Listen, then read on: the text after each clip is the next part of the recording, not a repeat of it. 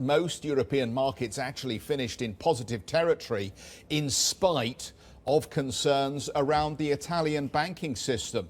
Does that suggest that the markets believe that this problem is actually neatly contained by the ECB and by the Italian authorities?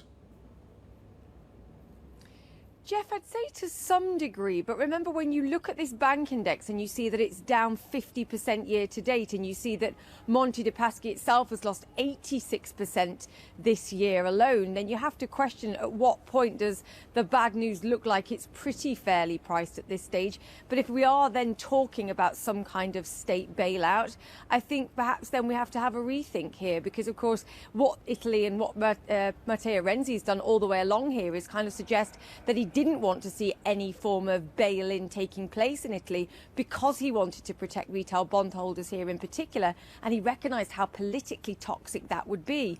Perhaps if we start looking at a situation where they go, OK, there's actually nothing we can do here as far as Monte dei Paschi is concerned, then maybe investors will start looking at some of the other banks in particular too. But they've always made the point that this is a very isolated situation, and this is actually the most toxic and of course the only one that failed the recent stress tests. What we're talking about here, and it is rumours swirling behind the scenes, that actually they're not going to be able to find a big investor to come in and buy up some of this capital raise, in which case we're looking at some form of bail-in of retail, the junior bondholders here.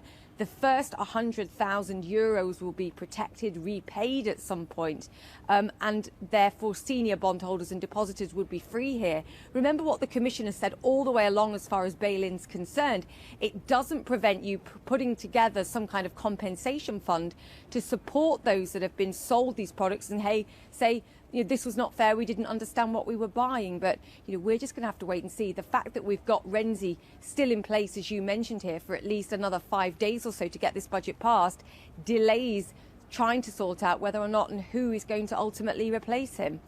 Julia, I get your point about the 86% decline in BMPS's share price and the big share price declines we've had across the board. And I would agree with you if it wasn't for one thing, and that was the May the 16th, 2003. No, I'm sure you remember very well what was happening then, because I've only just checked the date, so I can only just remember myself. It was Marconi's final day on the stock exchange. And what has Marconi got to do with BMPS and the rest of these share prices? Well, it's got an awful lot to do with it. And this is the point. When Marconi shares fell from their £35 billion market cap, and then they fell to 18 billion, everyone said, it's great, they've come off, they're really good value. And they went to £4 billion. Everyone said, you've got to have some of these now. And they went to £2 billion. Yeah, we'll have some of this. The fact of the matter is, a share can always go to naught. And that is my problem with some of these companies. We talk about a state bailout for BMPS. So what value does that leave for the shareholders? And if that domino falls, I think that they're fearing, and you can correct me on this, Julia, that there are a hell of a lot more dominoes to fall. I know we've chucked around some big numbers, 360 billion euros worth of impairments in the banking sector, and a lot of those are the really dangerous ones as well. But I do think a share price can go to naught, and I think we need to remind our viewers of that. Well, I mean, they've churned through 8 billion euros worth of recapitalisations, of course, cash that's been given to them over the last few years. Their market cap now, I think, worth 570 million. So, I mean, there has been a huge crushing of value to go back to that point. And of course, there's always the risk here.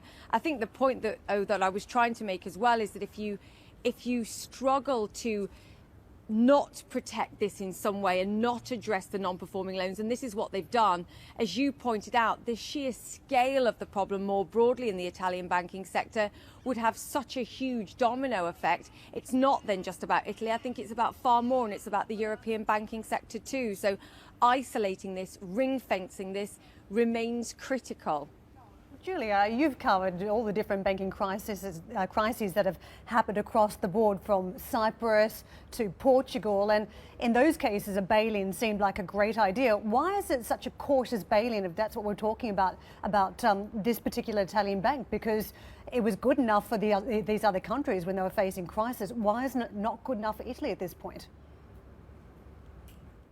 politically toxic, Karen, because the sheer size of retail bondholders invested in the banks here, and it was the banks that got these retail guys involved in the first place. And this was the point I was making about trying to separate out a bail-in for some of these banks potentially, with the prospect of compensating retail bondholders that were sold these products without necessarily knowing the risks that were attached to them. And this is the issue, and has been the issue all the way along for the Italian government. Fine, they're playing politics to some extent too, but I think it was just seen as politically toxic going forward. I think they have to understand the quantity, the cash risk involved here, and how much it would cost them to compensate individuals. But I do think the risk of a domino effect, if we do see the bail-in of one bank here, not only for Italy but for Europe, is high.